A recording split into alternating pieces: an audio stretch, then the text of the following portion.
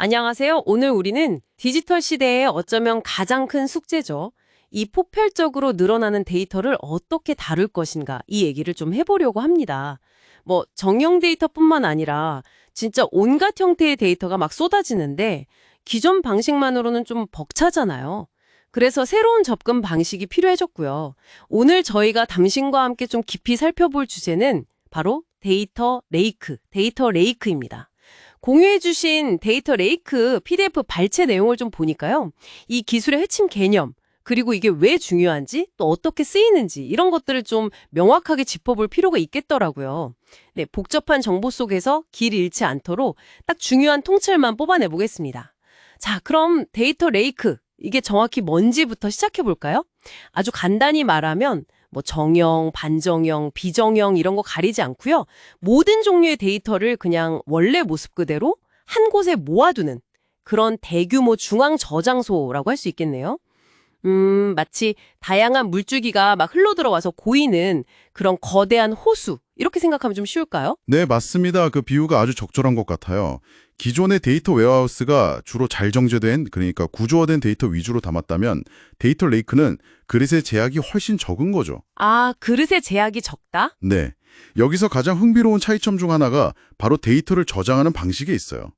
데이터 레이크는 데이터를 저장할 때 미리 구조, 그러니까 스키마라고 하죠. 그걸 정의하지 않아요. 미리 정의를 안 한다고요? 네, 대신 스키마 온 리드 방식을 사용합니다. 스키마 온 리드. 이게 무슨 뜻이냐면 데이터를 실제로 읽거나 분석하는 시점에 필요한 구조를 탁 적용한다는 겁니다.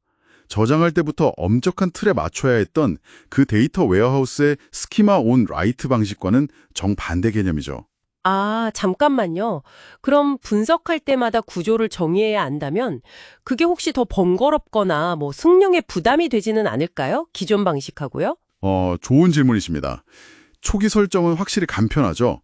근데 분석 시점에 구조를 해석해야 하니까 특정 쿼리 유형에서는 웨어하우스보다 좀 느릴 수 있어요. 하지만 미리 구조를 정의할 필요가 없다는 거. 이게 비정형 데이터나 구조가 자주 바뀌는 데이터를 아주 유연하게 다룰 수 있게 해주거든요. 이게 엄청난 장점이죠. 게다가 테라바이트, 페타바이트급의 엄청난 대용량 데이터를 처리하도록 설계되었고요. 특히 클라우드 환경에서는 거의 무한 확장이 가능해서 저장 용량 혹장은 크게 덜 수 있습니다. 와, 저장 용량 걱정을 덜 수 있다는 건 진짜 매력적인데요. 그렇게 모든 데이터를 원본 그대로 보존하는 유연성 덕분에 당장은 쓸모없어 보이는 데이터라도 나중에 어떤 분석이 필요해질지 모르는 상황에 대비할 수 있겠군요. 정확합니다. 미래의 분석 가능성을 그냥 활짝 열어두는 거죠. 전혀 예측하지 못했던 질문에 답을 찾아야 하거나 아니면 새로운 분석 모델을 막 시도해 볼 때 이 원시 데이터가 결정적인 역할을 할 수 있습니다. 그럼 이렇게 모인 데이터를 실제로 처리하는 방식은 또 어떻게 다른가요? 주로 ELT, 추출, 적재, 변환 방식을 씁니다.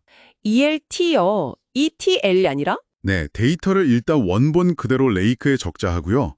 분석이 필요한 시점에 맞춰서 변환하는 거죠.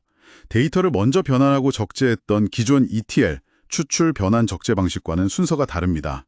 기술적으로는 보통 아마존 S3나 어주어 데이터 레이크 스토리지 같은 클라우드 기반의 대규모 분산 파일 시스템 위에 구축되는 경우가 많아요. 모든 걸 한 곳에 담는다는 게 유연하긴 한데 이게 자칫하면 진짜 뒤죽박죽 엉망이 될 위험도 있겠어요. 마치 온갖 잡동사니를 그냥 던져넣기만 하고 정리 안 하는 창고처럼요. 네, 바로 그 점 때문에 데이터 거버넌스라고 데이터 카탈로그가 정말 필수적입니다. 어떤 데이터가 어디에 있는지 쉽게 찾고, 이게 메타데이터 관리란 검색이죠. 또 누가 접근할 수 있는지 제어하고, 접근 제어 및 보안, 데이터의 품질을 유지하는 그런 체계가 없다면 데이터 레이크가 아니라 말씀하신 대로 쓸모없는 데이터만 쌓인 데이터 늪, 데이터 스워프가 될 수 있습니다. 아, 데이터 늪. 표현이 와닿네요. 관리가 핵심이군요.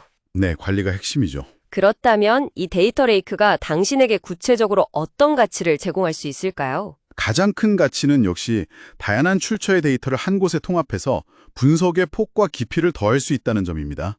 ERP나 CRM 같은 내부 시스템 데이터는 물론이고 IoT 센서 데이터, 소셜미디어, 웹사이트 로그 파일 같은 외부의 비정형 데이터까지 다 결합해서요. 고급 데이터 분석이나 인공지능 모델 개발, 아니면 실시간 인사이트 도출 같은 데 활용할 수 있게 되는 거죠. 이전에는 이게 다 분리되어 있어서 보기 어려웠던 그런 패턴이나 관계를 발견할 기회가 열리는 겁니다. 와, 정말 다양한 활용이 가능하네요. 그럼 앞으로의 전망은 좀 어떤가요? 데이터 중심 의사결정이 점점 더 중요해지고 있으니까요. 데이터 레이크는 앞으로 핵심 인프라로 자리 잡을 가능성이 아주 높다고 봅니다. 특히 클라우드 기반으로 도입하는 게 훨씬 더 가속화될 거고요.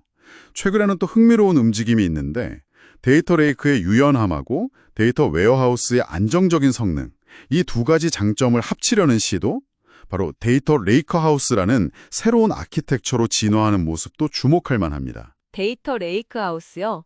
레이크와 웨어하우스의 결합. 흥미롭네요. 네, 과거의 경계를 좀 허무는 움직임이죠.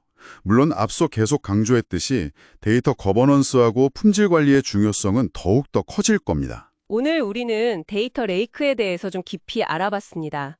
모든 종류의 데이터를 원시 상태 그대로 유연하게 저장하고 필요에 따라서 분석할 수 있는 아주 강력한 중앙 저장소라는 점, 이거 하나는 꼭 기억해 두시면 좋겠습니다. 네, 끊임없이 데이터가 생성되는 이 시대에 당신의 조직이나 아니면 관심 있는 분야에서 아직 발견되지 않은 가치를 찾고 더 나은 결정을 내리기 위해서 이 데이터 레이크라는 도구를 어떻게 활용할 수 있을지 한번 고민해 보는 것은 분명 의미 있는 시도가 될 겁니다. 마지막으로 한 가지 생각해 볼 질문을 던지면서 마무리하겠습니다. 데이터 레이크는 엄청난 유연성을 제공하지만 동시에 데이터 늪이 될 위험 또한 안고 있다고 했잖아요. 그렇다면 데이터의 가치는 잘 보존하면서 이 잠재적인 혼돈을 어떻게 효과적으로 관리하고 데이터 레이크를 지속적으로 가치 있는 자산으로 활용할 수 있을까요? 이 균형점을 찾는 것이 앞으로 우리 모두에게 큰 과제가 될 것 같습니다.